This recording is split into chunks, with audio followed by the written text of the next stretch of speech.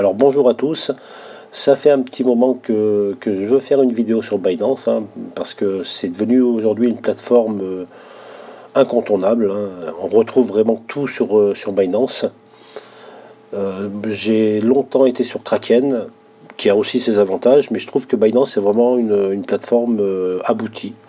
Et avec plein de petites nouveautés qui arrivent régulièrement, comme faire de la simple conversion de crypto-monnaie, comme acheter, vendre, faire des longues, faire du short, même commander une carte bancaire crypto-monnaie. Alors moi je l'ai commandé, perso je viens de le recevoir, je ne l'ai pas encore essayé.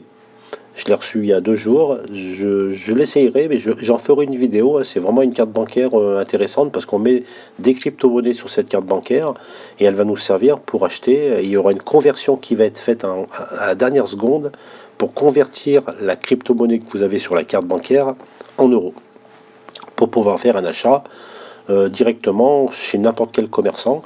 De toute manière, c'est une carte Visa. Donc c'est super intéressant, donc c'est gratuit en plus, donc voilà, c'est pour ça que Binance propose beaucoup de nouveautés, voilà, qui en font aujourd'hui vraiment une plateforme incontournable, c'est le mot. Elle est aujourd'hui, je pense, dans le top 3 des plateformes crypto-monnaies. Voilà, donc donc en description, je mettrai un lien de parrainage si vous décidez de vous inscrire sur la plateforme, et en suivant ce lien, tout simplement, vous aurez des avantages et moi aussi. Donc vous le voyez sur cette page ici, donc moi ce que je vais faire un lien 10-10, ce qui veut dire que vous allez gagner sur les commissions en fait de trading. Alors, à chaque fois que vous mettez un ordre qui est exécuté, il y a des frais. Et pour limiter ces frais, là par exemple, on limite de 10%. Ça veut dire qu'au lieu de nous coûter actuellement par défaut, les frais c'est 0,1%. C'est 0,075 si vous payez vos frais en BNB. Et là, ça sera 10% en moins, donc 0,065. Donc c'est vraiment pas cher, c'est vraiment une plateforme qui est intéressante aussi au niveau des prix des commissions sur les ordres exécutés. Donc en suivant le lien qui sera en description, tout simplement, vous gagnerez 10% sur vos commissions de trade, et puis moi aussi. Voilà, donc je mettrai le lien en description, n'hésitez pas. Et puis en plus, si vous suivez mon lien, vous me contacterez soit en commentaire, soit par mail. Je mettrai mon mail. Et si vous en avez besoin, je ferai une visite du site avec vous. Je vous expliquerai 2-3 petites astuces quand même qui vous feront gagner du temps. Voilà, donc je vous introduirai, attention, je vous introduirai sur le site de bonne façon, en vous mettant en garde sur certains dangers. Et voilà, donc en acceptant de suivre mon lien, moi de mon côté, il y a un retour aussi, c'est que je vous ferai un petit coaching, je ne veux pas non plus paraître trop prétentieux, mais un petit coaching de la visite du site de Binance. Allez, on passe directement. Donc lorsque vous êtes sur Binance, il faudra dans un premier temps déposer des euros, si vous êtes en euros, par une carte bancaire ou par un virement. Et une fois que vous avez ces euros sur votre compte, portefeuille spot, ce qu'on appelle le portefeuille spot, donc votre argent va arriver sur ce portefeuille, et après derrière, faudra, alors là tout est caché parce que ça intéresse personne. Donc tous les euros qui seront ici, soit vous ferez du trading directement avec ces euros, soit avec une autre crypto-monnaie. Moi je vous conseille de tout de suite échanger les euros en USDT, qui est alors faut regarder un petit peu, regarder sur Google. USDT c'est une crypto-monnaie, mais c'est ce qu'on appelle un jeton, une crypto-monnaie stable, qui est indexé sur le dollar. C'est comme si on achetait du dollar, et c'est une crypto-monnaie qui n'est pas volatile en fait, qui restera tout le temps. C'est comme si c'était une monnaie.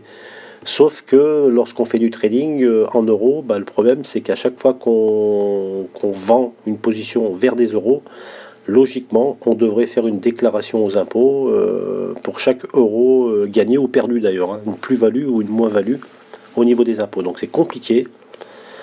C'est pour ça que les euros, ça doit juste servir à déposer sur le site de Binance, et ensuite vous les transformez directement Donc pour les transformer, c'est simple, hein, vous allez dans... Alors ça fait longtemps que je ne l'ai pas fait, bah, ça doit être ici, dans Trader Convertir, hein, tout simplement, je pense. Hein. Alors on va voir si on voit les euros ici. Voilà, vos euros que vous avez, bah, moi j'en ai pas. Hein. Donc vous, ils vont apparaître ici, vous avez 50 euros par exemple, et vous allez les transformer en USDT tout de suite. Donc ça va vous dire combien ça va vous en donner. Donc c'est exactement le même taux que le dollar. Donc vous en aurez forcément plus, à peu près 20% de plus. Et vous allez cliquer là, et ce qui veut dire que dans votre portefeuille spot, et ben, vous allez vous retrouver avec votre ligne euro à 0 et vos USDT avec la somme que vous venez de convertir. Voilà, ça c'est la première chose à faire. Et ensuite, vous allez pouvoir acheter de la crypto-monnaie. Et pour ça, vous avez plusieurs façons. Donc là, convertir, on vient de la voir. Vous avez la fondamentale, l'avancée, la marge. Donc, franchement, les trois, j'ai jamais vraiment vu de grosses différences, à part peut-être quelques outils supplémentaires. Donc, regardez, on va faire la fondamentale. Donc là, on arrive sur une plateforme de trading où on va pouvoir acheter de la crypto-monnaie ou la vendre. Hein, on va avoir les différents types d'ordres après. Sur l'avancée, c'est la même chose. Sauf que acheter et vendre, ça va être sur le côté droit.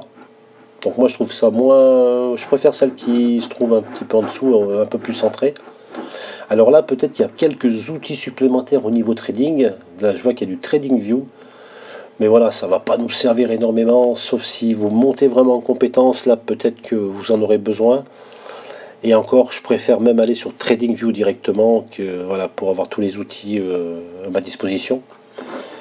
Et vous avez le troisième qui est la marge. Alors ça c'est avec des effets de levier, donc là je ne vous le conseille pas, mais de toute manière ça reste la même plateforme. Vous voyez, si je regarde celle-ci, des croisés du isolé 10, et que je retourne sur fondamental, j'ai exactement la même plateforme. Donc on va rester sur celle-ci, donc je vais sur Trader Fondamental, c'est la première, enfin la deuxième. Première chose, on va sélectionner notre portefeuille. On ne fait pas du croisé, on ne fait pas de l'isolé, parce que ça, c'est des effets de levier que j'expliquerai dans une prochaine vidéo, parce que je compte faire plusieurs vidéos, justement, comme une petite story ou une suite de tutos pour monter en compétences petit à petit. Donc, j'expliquerai les dangers et les avantages aussi des effets de levier, mais pour le moment, la première vidéo, voilà, on reste sur notre portefeuille. Dans notre portefeuille, en fait, tout simplement, on va savoir. Là, moi, j'ai sélectionné des USDT. Voilà, parce que je suis un BTC USDT. Donc là, il me dit que dans mon portefeuille spot, le portefeuille que je vous ai présenté tout à l'heure, j'ai 101, des poussières USDT. Voilà. Et là, avec ça, je vais pouvoir acheter ou vendre. Hein, là, c'est du BTC, du Bitcoin.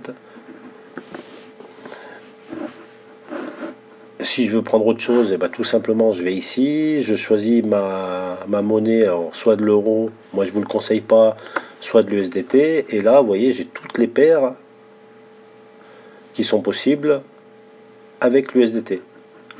Donc là par exemple si je veux aller plus vite, BNB, ça c'est la crypto-monnaie de Binance, voilà, BNB USDT, pardon, USDT, voilà.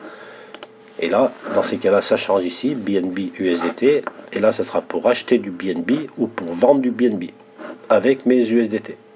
D'accord? Donc, on va rester sur celle-ci. Alors, je vais juste regarder un petit peu l'état. Là, je suis en 4 heures. Ok. Toc, toc, toc. Et qu'est-ce qui me donne le BTC que j'étais tout à l'heure? BTC USDT.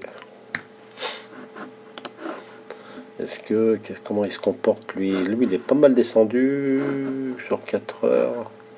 Donc il risque de remonter un peu. Ok. Bon, on va rester là-dessus. C'est la même chose. Le BTC, on connaît mieux. Alors, comment ça se passe? Vous êtes en portefeuille. Ça, ok. Maintenant, vous avez 4 ordres possibles. Le limite, le market, le stop limit et l'OCO. 4 ordres pour pouvoir acheter et les 4 mêmes ordres pour pouvoir vendre. Le premier, c'est le market. Alors, le market, je vous le dis tout de suite, je vous explique. par contre, je vous le conseille pas, parce que c'est un ordre où on va acheter ou vendre quelque chose, on ne sait pas trop à combien. Voilà, c'est un peu ça le truc, c'est vendre au marché, ça veut dire que je vais acheter, mais à peu près, je gère pas ma vente, je gère pas mon achat, c'est, voilà, faut pas le faire. Pour moi, c'est pas un ordre, sauf si vous êtes pressé, que vous voulez vraiment acheter parce que bah, vous avez une idée en tête et vous voulez vraiment faire quelque chose derrière, mais voilà, franchement, dans le trading, normalement, on devrait être relax, on n'est pas pressé, on a une stratégie, voilà, on n'est pas au casino, là, on n'est pas en train de jouer à un truc rapide. On doit prendre notre temps, on doit réfléchir. Donc le marché, normalement, c'est pas bon. Mais je vais vous montrer quand même comment. Enfin, il est simple, hein. Donc là, si je choisis le marché, et si je veux acheter du Bitcoin, là, parce que je suis sur le BTC, et ben, je vais dire, je veux acheter par exemple du Bitcoin pour 50 USDT, donc pour 50 dollars. Donc c'est la moitié de ce que j'ai actuellement, hein, vous voyez. Là j'ai 101. Au marché, ça veut dire qu'il va me l'acheter à ce prix-là. Mais bon, à ce prix-là, plus ou moins, parce que vous voyez, il n'arrête pas de bouger là en fait, hein.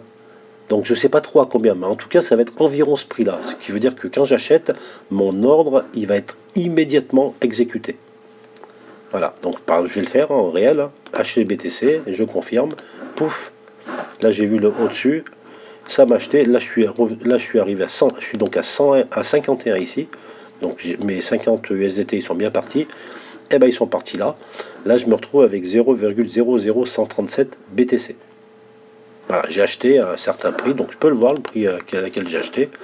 En fait j'ai acheté à 36 475,01. Voilà. C'est pas moi qui ai décidé, c'est le marché. Voilà. Dans l'autre sens, c'est pareil. Je peux vendre mes 0,137 aussi au marché, ce qui veut dire que ça va me vendre à un prix à peu près. Vous voyez, c'est pour ça que je conseille pas. C'est pas de la stratégie, ça. C'est je vends, j'achète. Je sais pas exactement à combien. Voilà. Donc on va plutôt passer sur l'ordre limite. Donc l'ordre limite, il est là. Alors c'est quoi un ordre limite? C'est tout simplement, je veux acheter, alors vous voyez, donc on va prendre le graphique, là actuellement on est à 36 474, il n'arrête pas de 477, il bouge, et je me dis, je veux acheter à la condition, donc là on va mettre une condition, que le prix soit moins cher. Bah, c'est comme si vous achetez une bagnole, hein. Le gars il vient avec sa voiture, tu lui dis ouais je te l'achète, mais tu négocies, tu dis je te l'achète, lui il en veut 1000 euros, et tu dis moi je suis prêt à te l'acheter par contre à 900. Voilà. S'il veut, bah, tu fais la transaction, s'il veut pas, bah, elle n'est pas faite. D'accord? Bah là, le limite, c'est exactement ça. Bah, voilà, donc je vais dire, moi j'achète le Bitcoin, ok, par contre je l'achète s'il tombe ici. Là. Donc là, vous voyez, 35 457. 35 457. Enfin, je mets mon prix. Je me mets en limite et je mets mon prix. Je dis, moi je veux l'acheter à condition que ce soit moins cher. Et bon, bah là il me reste que 50, donc je vais mettre mes 50 quand même. Un peu moins parce que j'ai des frais. Il va peut-être pas prendre 45. 45.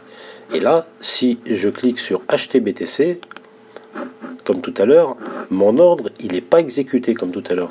Tout à l'heure, vous voyez, sur le marché, à peine j'ai cliqué, pouf, il est passé dans l'historique, parce qu'il a été exécuté tout de suite. Là, le prix, le BTC USDT, un achat limite à 35 457, est-ce que j'ai mis là? Il sera exécuté que lorsque le prix va toucher les 35 457. Ça veut dire que le prix, il faut qu'il descende maintenant. Vous voyez, donc il est représenté par cette ligne verte en pointillé là. Donc si le prix descend jusqu'ici, dans ces cas-là, je vais acheter à ce prix-là. Donc ce qu'on appelle l'achat limite, c'est un ordre pour acheter moins cher. Et surtout, c'est un ordre qui est ouvert mais pas encore exécuté. Là, je ne paye pas de frais de commission encore dessus. Je payerai des frais de commission que lorsque mon ordre sera exécuté. Et bien sûr, vu qu'il n'est pas encore exécuté, je peux l'annuler. Voilà, ça c'est gratos. Tu peux l'annuler et en repasser un autre. Ok? Pour la vente, c'est pareil. Donc là, la vente, qu'est-ce qu'on va faire? On va dire en limite, hein, toujours. Alors là, j'en ai. Alors moi, je vais dire. Alors là, c'est la même chose. C'est que tu vas vendre plus cher. Ça veut dire que la voiture, tout à l'heure, que tu as acheté à 900 euros, tu as réussi à l'avoir finalement. Le gars, il a lâché la voiture à 900 euros. Bah toi tu vas dire, ok, je peux la vendre, mais par contre je la vends à condition qu'un mec il me l'achète 1500 euros. Voilà. Sinon je la vends pas. Bah, la vente limite c'est exactement ça. Ça veut dire que là je vais dire, eh ben je veux vendre si mon prix il est à 38 000 là. On va prendre les 38 000 qui sont là. Donc là je vais mettre 38 000. Donc je vais mettre un prix au-dessus bien sûr. Tac, mes BTC sont là, donc je vais tous les mettre. Tac, c'est-à-dire que ça me rapporterait 52 USDT. J'en ai dépensé 50, là je vais en gagner 2. Bon, bah, c'est des petites sommes hein, qu'on met, mais c'est pour vous expliquer le principe. Hein. Donc là je vais vendre plus cher. Et là je vais cliquer sur OK, clac. De la même façon, voilà. Donc ça se retrouve là, j'ai une vente limite. Si mon prix tout monte à 38 000, et ben dans ces cas-là, je vais gagner 52 $. Voilà, donc je pense que déjà la vente limite ou l'achat limite est bien mieux que l'achat au marché ou au market. Voilà, déjà là il y a un petit peu plus de stratégie. Et encore, on n'est pas en train de parler là, c'est juste pour vous expliquer les ordres. Hein. Je ne fais pas d'analyse technique. Voilà, normalement on fait une petite analyse technique pour savoir si on va acheter, si on va vendre. Mais bon, voilà, le but de la limite, c'est d'acheter moins cher et de revendre plus cher. Voilà, c'est simple. Allez, je vais annuler mon ordre. OK. Maintenant, on a un autre ordre qui s'appelle le stop limit. Alors, le stop limit, c'est... Donc là... Alors oui, non. Je vais revenir dans le limite parce que j'ai quand même oublié un truc important. L'achat limite, on a dit que c'était seulement pour... enfin, on a dit que c'était pour acheter moins cher. Par contre, un achat limite, vous ne pouvez pas en mettre un avec un prix plus cher, plus haut. Impossible. Si vous faites ça, vous allez être exécuté au marché, directement. Donc l'achat limite, c'est seulement si vous voulez mettre un prix, vous voulez acheter moins cher. Pour la vente, c'est pareil. La vente limite, c'est seulement si vous voulez vendre plus haut. Vous ne pouvez pas vendre plus bas. Si vous essayez de vendre plus bas, et ben ça va immédiatement vendre au prix du marché. Voilà, c'était juste pour la transition avec le stop limit. Parce que le stop limit, justement, je vais pouvoir faire les deux. Soit l'un, soit l'autre. Soit je vais acheter, comme on vient de dire, moins cher, soit je vais acheter plus cher. Alors vous allez me dire pourquoi j'achète plus cher. On va voir ça tout à l'heure. Donc dans un premier temps, vous voyez, on va faire le premier, donc on peut faire la même chose. Je veux acheter moins cher si je suis à 34 000 par exemple. Mais vous voyez là par contre il y a un stop et un limite. Il y a deux champs là. Donc là c'est vraiment si je veux vendre acheter à 34 000, et ben là je vais mettre 34 000. Voilà. Et mon stop je vais le mettre juste en fait le stop c'est un trigger, c'est un déclencheur. Ça veut dire que quand le prix va toucher le stop, l'ordre va être envoyé dans le carnet d'ordre. Et l'ordre sera exécuté lorsque ça va toucher la limite. C'est une sécurité, en fait, je ne vais pas trop rentrer dans le détail, mais des fois on a des gaps, ce qui veut dire que des fois on a une bougie qui suit, qui d'un coup descend ou d'un coup monte, et ça peut vous faire justement acheter ou vendre à des prix que vous n'avez pas choisi, même en mettant des limites. Quand vous mettez un stop limite avec le trigger, justement ça vous protège de ces gaps. Donc il faut mieux faire un stop limite même plutôt qu'un limite. Et le stop limite tout simplement on va mettre un prix qui se trouve qui est inférieur, hein. Donc on va mettre par exemple à 33 990, c'est 10 au-dessus là, hein. Ou alors vous mettez 34 000 là et 34 000 non, je dis des bêtises là. Là, je veux faire 34 010 et 30, ouais, c'est ça, 34 010. Voilà, c'est normal. Le stop, le déclencheur doit être avant le prix d'exécution en fait. Hein. C'est-à-dire que si le prix descend, on va d'abord toucher le trigger à 34 000 et après, clic, à 34 010, on va déclencher notre ordre. On va exécuter notre ordre. Voilà, donc 34 010, total. Je vais mettre 45 et là je vais faire acheter. Voilà, et comme tout à l'heure, donc on appelle ça un take profit limite parce que c'est un take profit que vous allez faire, vous allez acheter moins cher. Voilà, 34 010. Donc c'est à peu près, voilà, c'est un ordre qui est ouvert, pas exécuté, et que donc je peux annuler. Hein, voilà. Donc là, il nous dit que la condition de déclenchement, ça sera 34 000. Donc c'est bien le stop, le trigger, le déclencheur.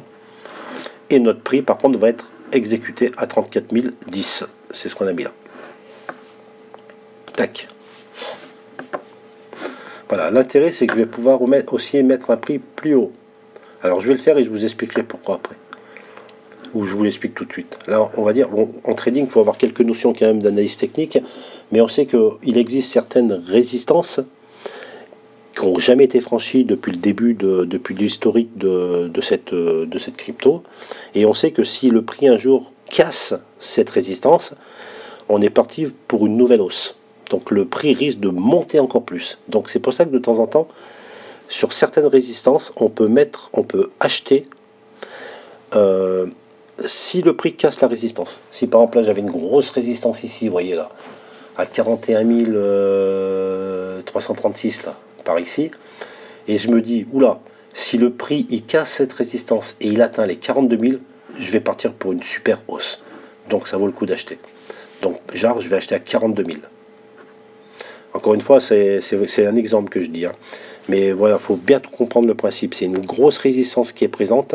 Et si le prix casse cette résistance, on est parti pour une nouvelle hausse et là, il faut acheter. Parce que on va le revendre encore, en l'achetant à ce prix-là, on pourra le revendre plus cher après. Vous voyez?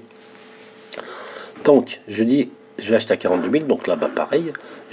42 000, ça va être mon prix limite. C'est-à-dire où je veux que mon ordre soit exécuté. 42 000. Et mon déclencheur, là, dans ces cas-là, il doit être un peu en dessous, parce qu'il va taper d'abord le déclencheur, hein, donc un peu en dessous, donc il sera, je sais pas moi, 41 990. Hein, c'est juste pas très loin, hein, tu voyez, de 10. Donc à 41 990, mon ordre passe dans le carnet d'ordre. À 42 000, il est exécuté. Et là, je fais pareil, 50 ou 45, là, USDT, acheter. Voilà, et il se met là, donc là ça s'appelle un ordre de stop limit, stop loss limit. C'est un achat, et pareil, avec un déclencheur à 41 900, et il sera exécuté à ce prix-là. Voilà. Donc là, avec le stop limit par rapport aux limites, c'est qu'on va pouvoir acheter en dessous, mais aussi en dessus. Annuler. Donc c'est exactement pareil pour la vente. Sauf qu'on fonctionne à l'envers, donc on va en faire un quand même. On va se dire stop limit si, donc, dans la condition où je veux vendre plus cher pour faire un take profit. Donc je veux vendre si ça atteint, ben, on va mettre des sub 5, 40 000, voilà, on va dire. Je veux vendre si ça monte à 40 000. Voilà, je veux que ça là. Et donc ça va déclencher, vu que ça monte, ça va déclencher juste avant. Donc à 39 980, pardon. 39 990, voilà. 39 000, j'ai un zéro de trop ou pas là? Non, c'est bon, 40 000. Pour la totalité de mes bitcoins. Et puis voilà. Donc là, c'est ma première limite, stop limite si je vends au-dessus. Donc là, pareil, je fais OK. Et ben voilà. Là, donc c'est pareil, c'est un take profit. Parce que là, vous allez vendre plus cher. J'annule. Et donc, à l'inverse, je veux vendre. Alors, pourquoi on veut vendre moins cher? Là, on peut se poser la question, vendre moins cher, je vois pas l'intérêt. Bah si, c'est pareil. C'est que dans ces cas-là, si on a un support, un gros support, hein, je parle. Hein. Donc, un gros support, c'est un support qu'on voit sur des périodes de temps mensuelles ou à la limite à la semaine, donc des gros supports, et on se dit si le prix descend trop d'ailleurs, si le prix descend trop, bah dans ces cas-là on veut vendre parce que le problème c'est qu'il risque de s'écrouler, comme actuellement l'XRP, donc il s'est complètement écroulé. Donc on peut dire s'il casse ce support là, ça veut dire qu'on a un support qui est là depuis longtemps. Et si le prix casse ce support, bon, on va encore plus dégringoler. Donc là, par contre, on veut sauver la mise. Hein. Voilà, on sauve les meubles, comme on dit. Hein. C'est plutôt pour sauver les meubles. Bah, dans ces cas-là, on va dire, là, si ça arrive à à 30 000, à 30 900. Là, je coupe mes positions, je suis perdant, mais je limite ma casse. Voilà, c'est un peu dans ce principe-là. Donc 30 900, là je vais mettre là, 30 900. Voilà, 30 900, je sauve les meubles là, et donc lui, ça va arriver juste avant. Ça sera 30 000, pardon, donc 30 900, 30 800, 30 850. Donc ça va arriver à 30 850, ça va déclencher mon ordre dans le carnet d'ordre. 30 900, ça l'exécute. Voilà. Pareil, je mets mes 100, tac tac, je fais mes ventes, je fais mon confirmé. Et là, c'est un stop limite. Donc ça veut bien dire ce que ça veut dire. Hein, c'est je limite la casse. Voilà, comme tout à l'heure. Allez. Et là, on annule. Le stop limite, on a vu. Et maintenant, il ne nous reste plus que le OCO. Alors le OCO, il est bien parce qu'on va pouvoir mettre deux ordres. Deux ordres à la fois. On va pouvoir faire exactement ce que je viens de détailler. C'est qu'on va mettre à la fois un prix au-dessus et à la fois un prix en dessous. Par exemple, pour mon achat BTC, alors celui-là, il est super cet ordre, je trouve, OCO. Vous voyez, entre limite et market, moi je pense qu'il faut plutôt se servir de stop limite ou même OCO directement. Donc là, vous êtes sur cette position.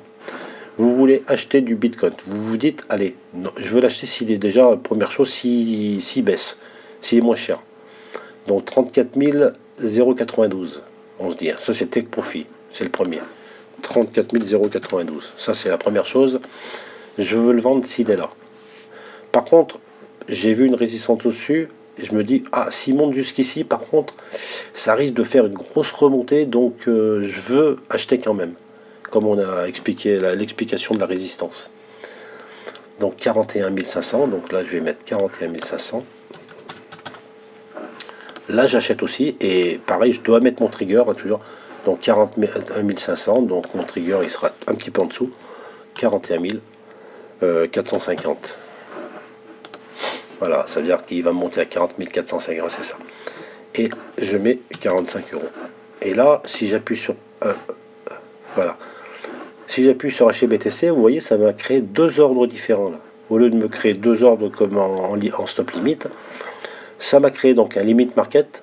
Donc ça, c'est mon premier ordre de profit, en fait. Ça veut dire à 34 000, j'achète moins cher. Et en plus, un ordre de stop limite à l'achat à 41 500, c'est le deuxième. Voilà, j'ai deux ordres de placer sur un ordre. Donc ça, c'est intéressant. Et surtout que si le prix touche, par exemple, mon take profit le premier, ça annulera automatiquement l'autre ordre. Ça aussi, c'est un intérêt. Parce que si vous placez deux ordres stop limite, ça sera deux ordres différents. Ils ne seront pas liés les deux. Ici, les ordres sont liés. La preuve, si j'annule un ordre, j'annule les deux. Ok. Et puis l'OCO pour la vente, bah, c'est exactement la même chose. Hein. Donc, toujours pareil. Pour le prix, bah, c'est votre take profit. C'est-à-dire que je vais vendre au-dessus du prix actuel. 40 435. 40 435. Et la vente, c'est le stop limit. C'est-à-dire que je sauve les meubles. 31 806. 31 806. Avec mon stop toujours. Là, il sera au-dessus. 31 810. 820. Allez, 820. Ça veut dire que ça va 20. Et après ça, ok. Là, la maximum, je fais vendre. Clac, clac. Mes deux ordres de vente sont créés. Voilà, les deux, exactement la même chose. Et ça vous permet. Et puis en plus, vous voyez, graphiquement, ça vous les met sur le... Voilà, on va passer même sur... on va agrandir tout ça. Vous voyez. Voilà, vous avez... votre stop loss qui s'est mis là et votre limite market qui se trouve ici, et vous savez et vous voyez que votre prix est là en plein milieu. D'ailleurs, vous pouvez les annuler d'ici, il me semble. Si je fais annuler, voilà, on peut même les annuler de là. Si je reviens, voilà, ils ont disparu. Voilà pour les premiers ordres de Binance, donc des ordres simples d'achat et de vente. Je pense que pour la suite, pour la prochaine vidéo, je vais vous expliquer les dérivés, donc les futurs qui se trouvent ici. Hein, donc on va les voir rapidement, mais j'en parlerai pas dans cette vidéo, j'en parlerai par la suite, où là on va commencer un petit peu à parler des effets de levier, voilà, qui sont ici, hein, à quoi ça sert, quels sont les avantages et les inconvénients aussi. Hein. Et on va pouvoir là acheter, donc ce qu'on appelle faire des longues ou faire du short. Donc c'est pas la même chose, c'est pas le même style d'achat ou de vente, hein, c'est de l'achat en étant positionné sur un prix, sur un graphique. Je parie à la hausse ou je parie à la baisse. Voilà, j'achète pas directement. Je parie à la hausse ou à la baisse. Et là on verra qu'on a aussi plusieurs ordres, hein, mais on va retrouver les mêmes, limite market, stop limite, un stop market et un trading stop. Le trading stop, ouais, c'est un stop loss intelligent qui va suivre. Mais bon, voilà, donc on parlera de ça dans la prochaine vidéo. En tout cas, pour l'instant, je vous souhaite plein de choses. Une bonne année 2021 aussi, parce que je peux encore le dire, on est début d'année. Et puis, abonnez-vous à la chaîne, c'est très important pour moi et ça me motive de faire du contenu encore de meilleure qualité.